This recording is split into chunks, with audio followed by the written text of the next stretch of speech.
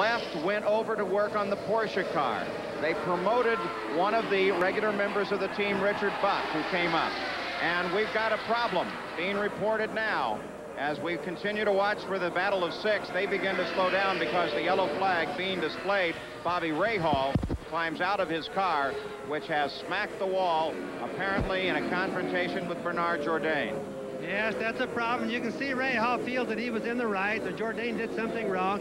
There's a rookie versus Rahal. Rahal is, of course, very experienced oval track, any type of a racer.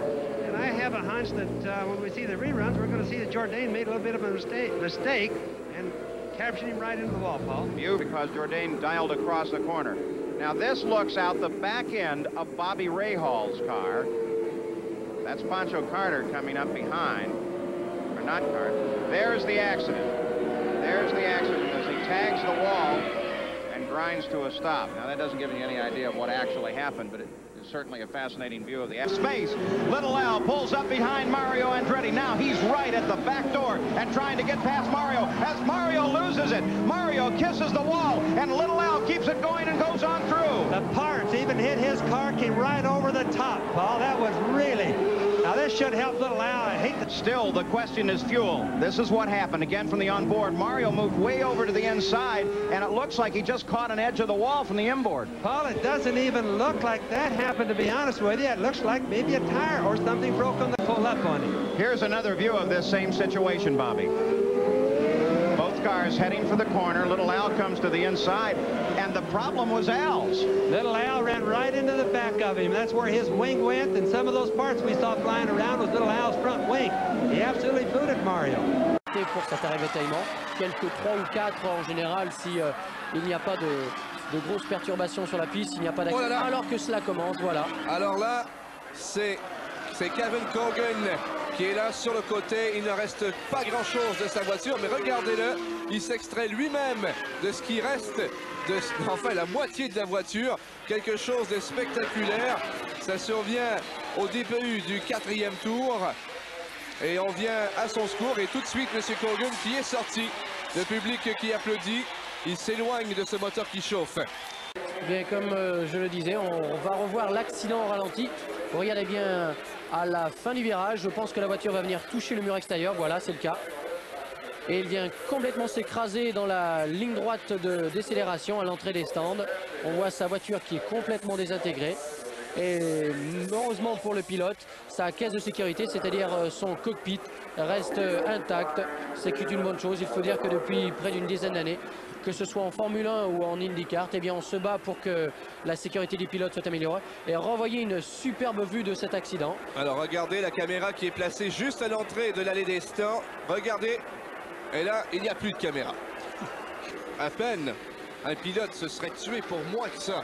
Mais le choc est d'une violence absolument incroyable. La voiture est littéralement déchiquetée. La voiture passe donc d'une vitesse de 250 voire 300 km/h. On la voit toucher le muret extérieur et elle revient vers le muret intérieur, celui de la ligne droite des stands. Et la voiture va se désintégrer à ce moment-là. Le moteur va complètement se détacher du cockpit, ce qui est une bonne chose finalement. Et heureusement pour le pilote, eh bien, sa caisse de survie va rester intacte. On voit le pilote qui est ballotté à droite et à gauche.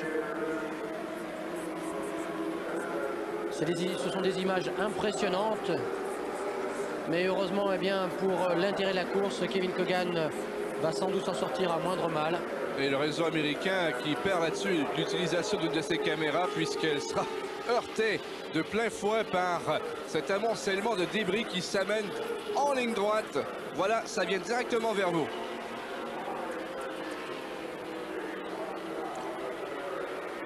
La réalisation américaine, il faut le dire, est exceptionnelle. Une trentaine de caméras en tout sur le circuit, que ce soit dans les tribunes, à l'intérieur, des caméras également sur les voitures. Alors à nouveau, on voit la voiture de Kevin Corgan qui a d'abord heurté le mur, revient juste à l'entrée de l'allée des stands. Et là, c'est des débris partout. Encore surprenant qu'il n'y ait même pas eu d'explosion.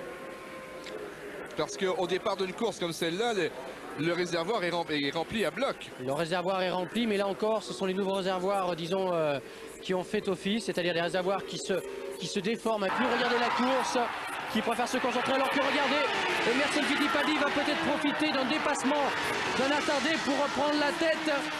Fittipaldi et Unser côte à côte. Allender Junior qui va bloquer. Voilà, c'est un accident. l'accrochage. Et voilà l'accrochage entre Emerson et Fittipaldi et Allender Junior. C'est Allender Junior qui donne dans le mur. Fittipaldi continue.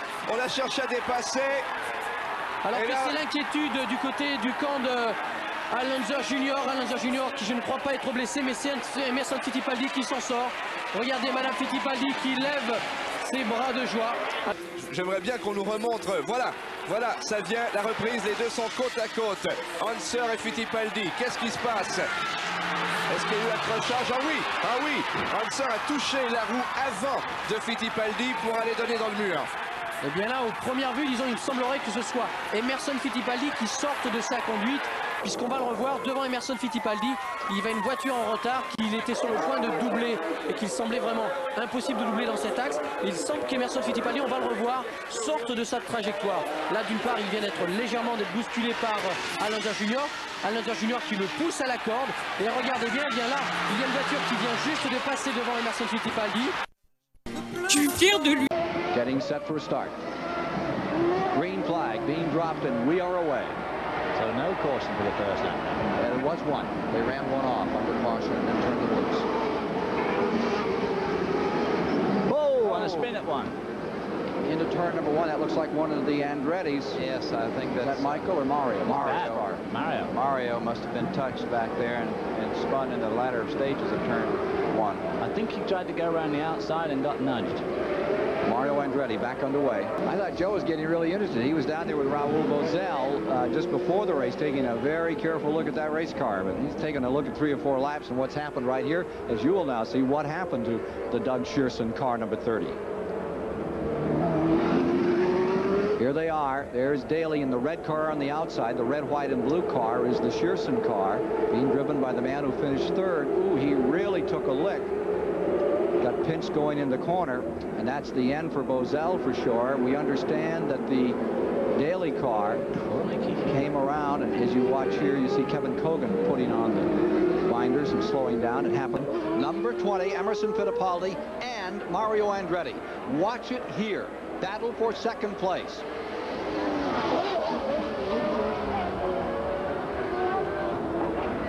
Emerson down the inside. They are snarled. They came to a complete halt and could not get away. The first car to fire and come around was Andretti. Fittipaldi was pushed for a considerable distance, and his car finally slowed up. Well, yes. They're not busted. I think, well, that first car, Jourdain's car, looked like it was bent. He's walking away. Well, that's the second time he's been in the wall. Yes. Here's Mike Joy. Steve Horn just went. He has run that kind of a race, though, Ken. I think he's been very consistent. He's been right there within striking range. We have trouble on Michael Andretti's car. It's stuffed into the wall, and that's the end of the day for the young man who dominated the event. Set on the pole, led all the way, and he's clambering out. Yes, he threw the steering wheel, very disgusted, obviously. Fittipaldi continues to hold his lead, but a problem developing as that was Scott Brayton, and there is Michael Andretti. Michael was a second-place machine, the Haviland car. In pursuit of Scott Pruitt, comes to the inside in the first turn. They're side by side. Al over the curb and into the side of Pruitt. Little Al slides off of the course. Pruitt continues on in that fight for 7th place. But Little Al, he can get going again. Back on course. Oh, his wing is knocked way out of shape, as we can see there. Look at this again. On board with Little Al. He tries to get inside Scott Pruitt. Yeah, he's pulling down on the inside, heading for the chicane, trying to outbreak him up over the curb hard. He lost it there and spun as they touched. He's still got it running. You can see his oil light going there, and he gets the car in first gear, gets back underway. And of course, the wing was broken, and I'm sure he felt it dragging. As he picks up speed here, and it was all over. Looking at it in slow-mo now from the first turn camera. Both of them side by side into the corner. As Scott Pruitt simply held his line. He held his line, and he had the line, and Little Al was a little out of position. And when they touched, having to get out of the throttle. I just set him free. And the tightly bunched group here heading into a turn. That is a real dogfight. We see, oh, we've had a car into the wall. Scotty Brayton has crashed into the wall. So Brayton plugging into the wall, but they're hopeful he can keep it going. Scott Brayton has some damage there, and he's still under power, so he's going to be able to make it to the pits. And their right gear selected, coming out, going there. Oh, there's cars spinning everywhere. Oh, look at the wreck. There's at least two cars. Two cars. Andretti has a broken left rear, and Pancho Carter's up against the wall. Emo made it through. Fittipaldi got through unscathed, but that's right, Johnny. There was definitely a problem with the left rear tire of Mario Andretti, as we now have a full course yellow out. Michael is moving in on the Porsche of Teo Fabi now. What's happened here? We had a spin. Car spin. Teo Fabi's bumped into John Jones, who spun coming off of that turn number 6. Michael Andretti got through, though. Yes, he did. He was in the right spot. So maybe his luck is changing. There you can see John Jones tearing something and bending the front suspension on the Porsche car. So that was very inconvenient. Looks like Teo Fabi is done racing for the day, and Michael Andretti was right behind when that contact was made, but he got through and out. Here's Teo Fabi in the green number 8 car being pursued by Michael Andretti, who's overtaking him, the leader at this point. Michael got through, but John Jones and Teo Fabi collide, and Fabi is through for the day. Here's another view. Now here you can see, see how narrow the track is there. There's just no place for you to go. Actually, somebody Johnny, gets Fabi's sideways. all right. He's back in. All the drivers having to maintain position behind a pace car. This is what brought it on. The yellow caution. Cogan spinning out hard, crashing into the concrete retaining wall. Kevin Cogan went out of the race, and the Horton safety team was on the track with emergency equipment. Kevin Cogan's fine, but his car is not. And meanwhile, the caution flag is out. Now it's going to be interesting, Johnny. The Porsche of Teo Fabi, car number 8, pursued by the Newman Haas entry of veteran Mario Andretti. We said at the top of the show, as Andretti tries to make a move on the Porsche, Andretti has smacked Guerrero's car on the lakeshore. That is Mario Andretti. He certainly appears to be all right. Mario Andretti was trying to make a move on the Porsche of Teo Fabi. I don't know, a vision problem there, because he had lots of room to see Guerrero, Paul. Well, of course, they've just come off of that corner before. You assume that he knew that the car was there because he had been past it once. On the other hand, he may have assumed that the car had been pulled off the course. I didn't notice a yellow flag on that inside barrier anywhere after they came off the corner. So Andretti may have exited that corner with the assumption that the car had been cleared from the course. Matter of fact, it would seem logical that they should have removed that car. He is a very, very lucky man that he was not about 6 inches to his right. Andretti, the race leader, now by a second over Emerson Fittipaldi. Emerson Fittipaldi, no! Yes, they bought into the wall, but Fittipaldi's still running. He's going to try to get that car back into the run. Oh my, Emerson Fittipaldi, who bumped with Al Unser Jr., but continued on to win the Indy 500, tries to make a move on Michael Andretti. About 5 years ago. So Emerson Fittipaldi makes his move on the second lap and is able to get around. We've got to spin the 12 car. That's Rich Vogler. Little turbocharger fire at the back. Obviously, there's been contact with the wall. That fire should burn itself out and should not be a problem.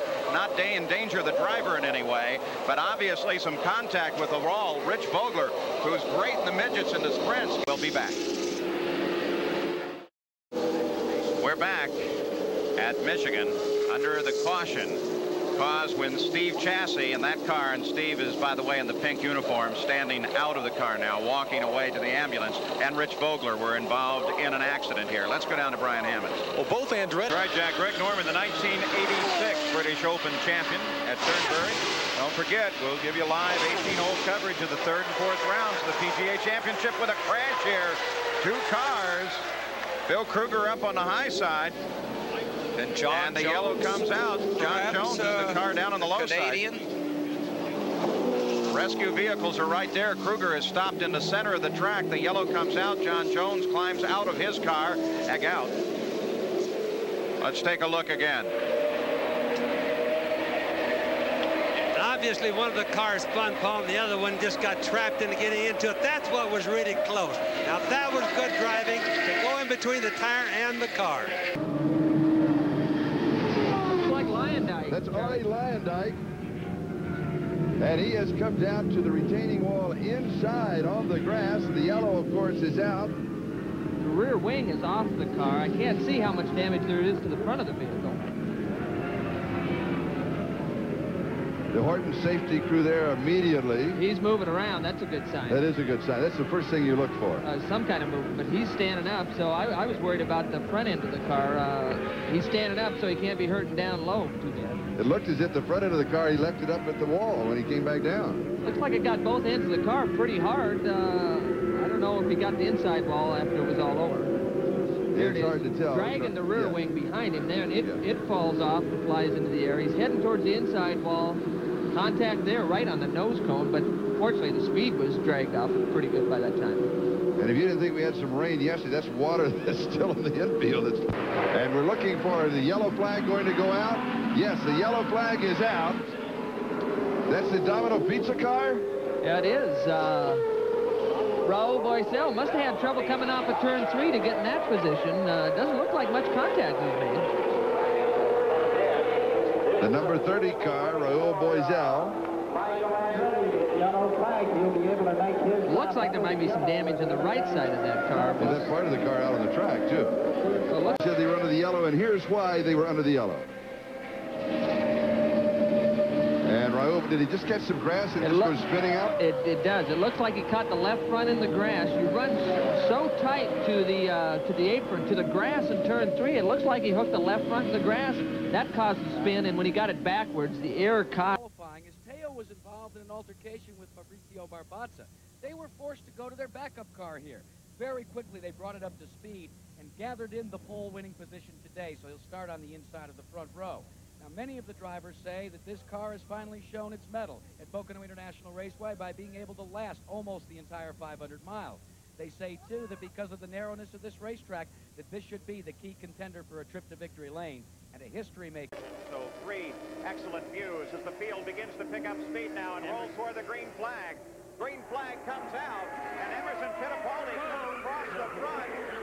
But we've got an accident in the first turn. Has several cars involved, and right there, Kevin Kogan, we're talking about tire temperature. Yep, that's exactly what it was. John Andretti got a little bit wide, and looks like is that John Andretti? Yeah. And Didier Taze, his teammate, also got caught up in it, but he was on the tail end of it. Pancho Carter also there. 4 cars actually involved in this situation. The first